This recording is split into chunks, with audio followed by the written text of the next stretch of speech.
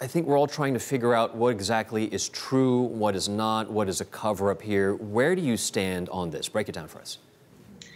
Well, of course, we've heard multiple narratives at this point coming from the Saudi government itself, which shows that maybe the right hand doesn't know completely what the left hand is doing, which is, of course, disturbing.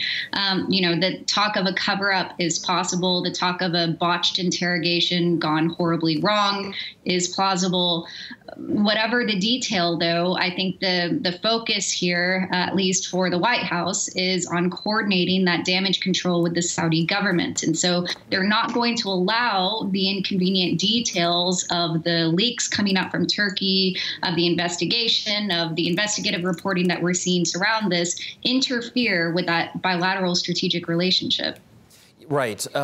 It really does come down, I suppose, in large part to Donald Trump and what he thinks is the truth and how that impacts U.S. ties with the Saudis.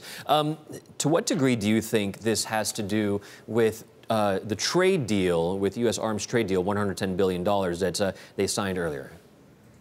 Well, of course, these big arms deals, mean a lot to President Trump. He's very business transaction oriented. Of course, that big $110 billion figure is a little misleading. A lot of these arms deals stem from the Obama era, even some from the Bush era, and a lot of these are MOUs and things that take a very long time to play out. But still, it's a very important defense relationship between the U.S. and Saudi Arabia.